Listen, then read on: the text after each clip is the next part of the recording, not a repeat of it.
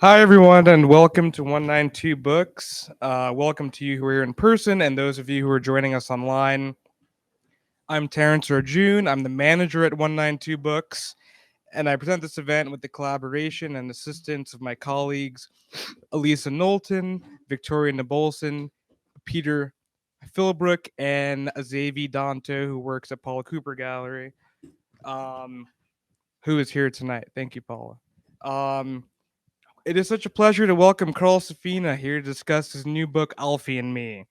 Carl is an American ecologist and author of books and other writings about the human relationship with the natural world. His books include Becoming Wild: How Animal Cultures Raise Families, Create Beauty, and Achieve Peace Beyond Words, What Animals Think and Feel, A Song for the Blue Ocean, Eye of the Albatross, The View from Lazy Point, A Natural Year in an Unnatural World, and many others. He is the founding president of the Safina Center and is inaugural holder of the Carl Safina Endowed Chair for Nature and Humanity at Stony Brook University. Safina hosted the PBS series Saving the Ocean with Carl Safina. Carl's interlocutor is the writer Paul Greenberg, who we are so happy to welcome here as well. Paul is the author of 6 books, including the New York Times bestseller Four Fish and most recently The Climate Diet.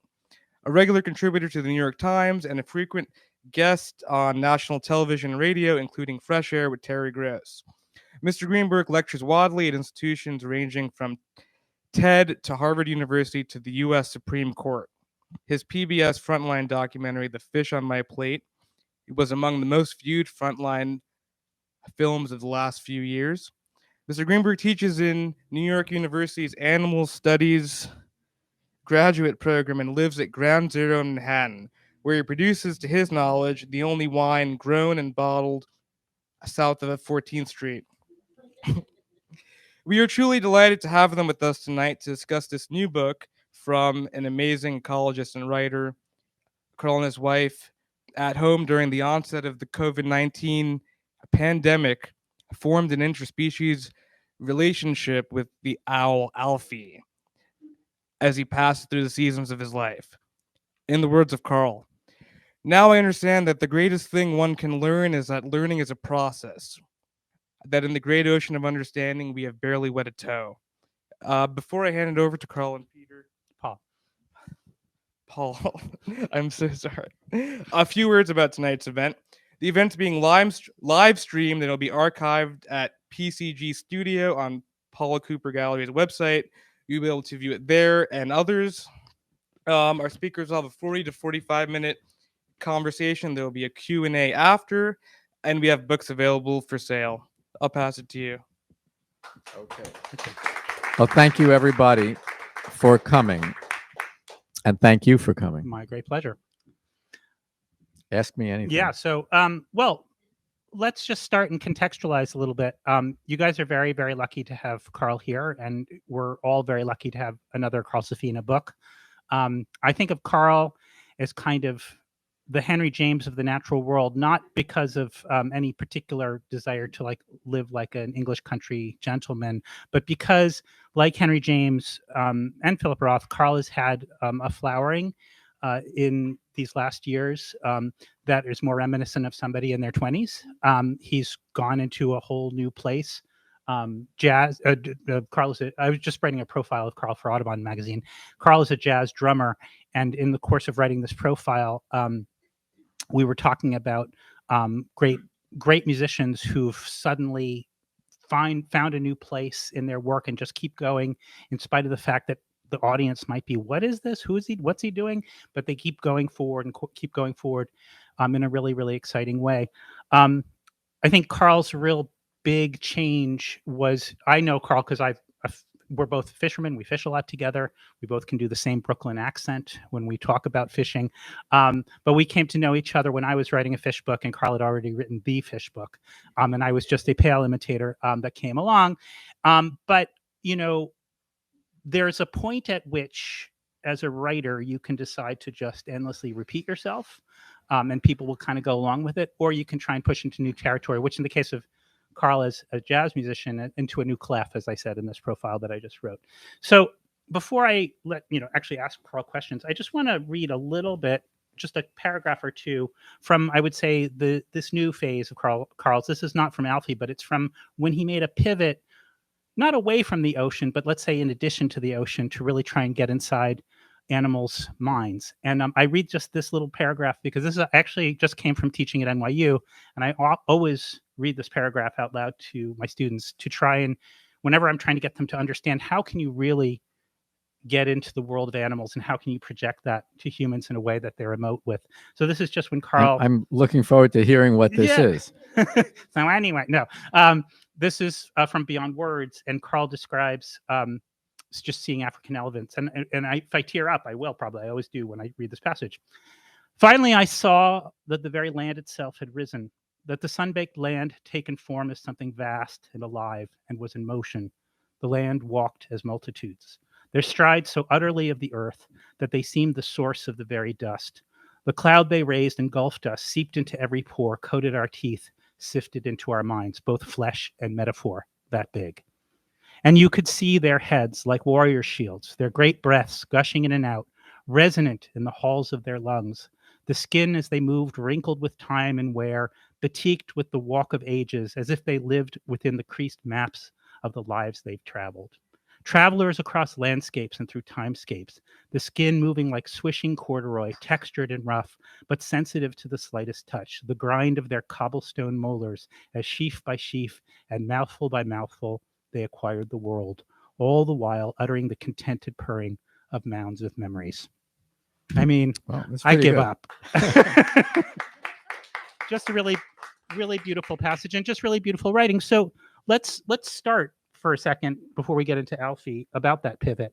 Okay. You had done amazing work for reforming American fisheries law, stopped ridiculous overfishing in this country as we know it by working to pass the 1996 Sustainable Fisheries Act. You wrote a whole book on sea turtles, a whole book on albatross. But how did you make this pivot into starting to get into animals' minds? Yeah, well, it was very much what you alluded to. I didn't want to keep writing the same book over again.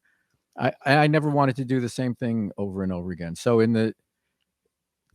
when I was, a teen, I really got into fishing and being on the water and the ocean.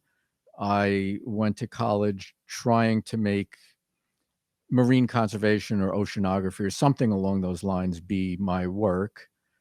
And I studied seabirds for about 10 years. Mostly while I was a graduate student. And then from that, I did get into ocean conservation work and policy work, which I did for very roughly 10 years.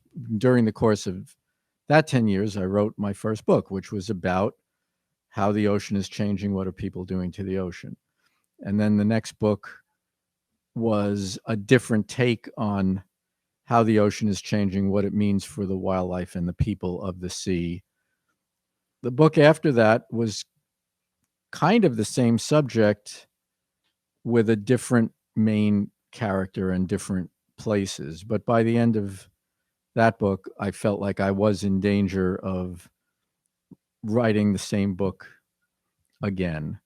And so rather than focusing on how the ocean is changing, that pivot in my book called The View from Lazy Point was what is the human relationship with the rest of the living world? And then, after that was a book that should never have needed to be written. That was about the Deepwater Horizon blowout. That was a little bit of a, outlier. And I should point out that I was actually sold a book proposal to write that book, and by the time I started writing on it, Carl had already written it. So, so thanks, Carl. And then actually, I went to Carl and I said, "I've got to write a golf book." He goes, "Don't do it. The oil spilled. Everything. Things are really messed up. Nobody's going to talk to you." And it was actually some of the best advice I was ever given. So thank you for that. Anyway, carry on. That was an awful experience. And then I decided I'm just going to go back to what really my first interest really was what do animals do and why do they do it? And that became the book Beyond Words, which is just what you read, that paragraph from very, very early in that book. So that was about what animals think and what they feel. And then the next book was about culture in non-humans. This book, Alfie and Me, was not planned and could not possibly have been planned. Where are you? Yeah, well, it happened because yeah, I was going to say, well, like somebody texted me one day saying, "Do you know what this is?" And it was a very bedraggled little baby something kind of bird that was near death. The text came from a wildlife rehabilitator. She stabilized that little bird. I said, it's got to be an eastern screech owl. And she stabilized it. And then I worked with her a little bit on how to get started raising this little thing and keeping it alive. I didn't know it was going to live. She didn't know it was going to live, but it did live. She was a pet and house sitter for us, and the animal rehabilitator. The animal rehabilitator was, and then she came to our house for a kind of an extended pet sit, like 2 weeks. We were away, and the day after we came home, she was going overseas for a 2-year fellowship, and I just said, "Well, just leave the owl," because I had been a wildlife rehabilitator. I had been a falconer. I had been a professional ornithologist.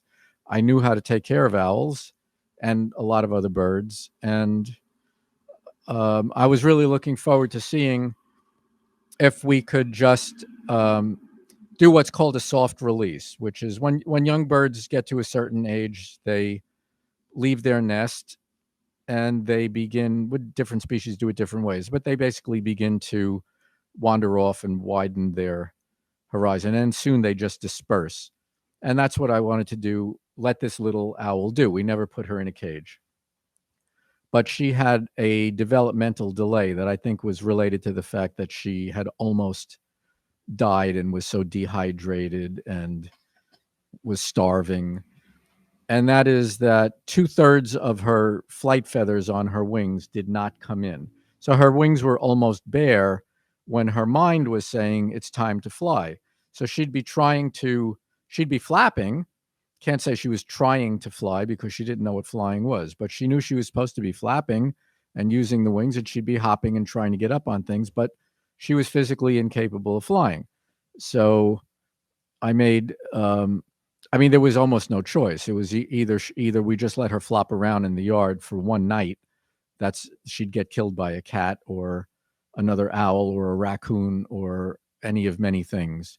We live out near Stony Brook, Long Island, at sort of the edge of the suburbs there. So I decided we're going to just put her in the chicken coop, and the screen part, the outside screen part, I'll give her the outside screen part of the chicken coop until we see if her wing feathers are going to come in. I think you called this protective custody. It was protective custody. That is what it was. And then they did come in.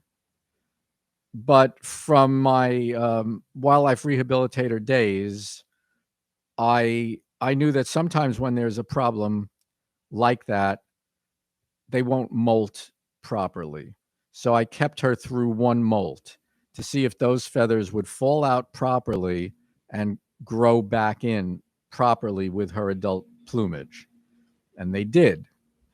But it was getting to be toward winter, and I didn't want an owl who could suddenly fly really well, who had no hunting experience, to suddenly be loose, because I was afraid she would just bolt away and starve to death. And so you took her in, and this is what by this point we're winter of 2018 into 19. Yeah. And then you had her for a whole summer, or you were spring. Yes, the whole winter and spring. And then I started to train her to acquire some hunting skills. So you don't have to train them to chase things. They chase things like cats chase things. That's what predators do. They have that impulse, but they don't have the skill to chase something that's trying to elude them for its life. So I started to do the kind of training you do in falconry, just adjusted for this little owl, which was to open the door and pull a fake mouse on a string with some food attached. So she got the idea that sometimes you miss and sometimes you catch it, and you have to be quick and you have to anticipate very sudden little evasive maneuvers. And if you catch it, you get to eat. And that went on for the summer. And then as summer went into fall, into winter, there was... No, it didn't go back into fall and winter. I mean, sorry, as we came into fall, and then we started to approach the end of the year, there was rumor of a problem in China, I believe. Yes. So we did leave the door open. To make a longer story a little shorter, she was just starting to come and go a little bit, and we left the door open, and she did what I was most afraid of. She disappeared, and I thought, wow, now she might starve. I don't know. It was September, so there was still really a decent amount of food around, but she didn't have much experience and no parents to back her up. Normally, the young owls would have parents feeding them for about a month in their natal territory. But once she left the yard, we couldn't feed her. We were leaving food out. She wasn't coming back for it. And I didn't know if that was it. And then that was the fall of 2019. She left for a week. She came back. After she came back, she never left again.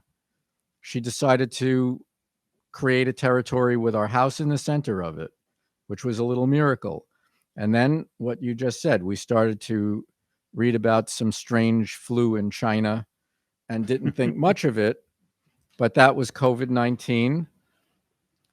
And I had my usual year of busyness on the calendar, and soon everything started to go away and get erased until the whole year was completely slicked off. I had 0 on my calendar, like most of us. So my question to you is, I mean, we all remember that moment when our calendars went from, 11 to 0, and suddenly, what are we going to do with our lives, and how long is this going to go on for?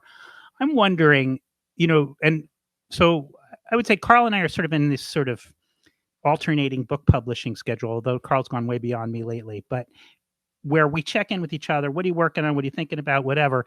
And I remember around that time checking in with you and saying, what do you think about writing?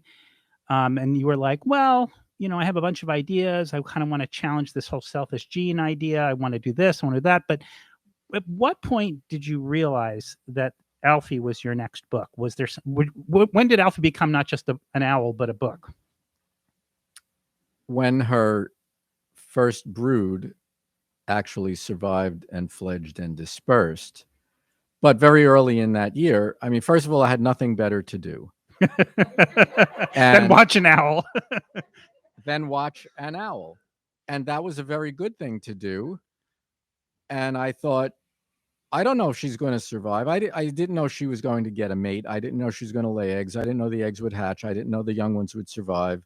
But I did know that if any of that was going to happen, or no matter what was going to happen, I needed to just start taking notes. So I started watching her at first for about 5 hours a day. Now, let me stop you there, because, I mean, that's not a casual remark. I'm going to watch something for 5 hours a day. But what I know, because I've, as I just said, just researched this profile of Carl, is that watching wildlife for 5 hours, maybe 8 hours, maybe 12 hours at a time, this is something you were used to doing. Yes, I was used to doing it. I mean, a lot of people watch television for 5 hours a day. There are people who say, how can you watch owls for 5 hours a day? And a lot of those people sit in a cubicle in an office for 8 hours a day, which I would find completely impossible. That wouldn't work for me. But it doesn't really require patience for me, because I'm just waiting for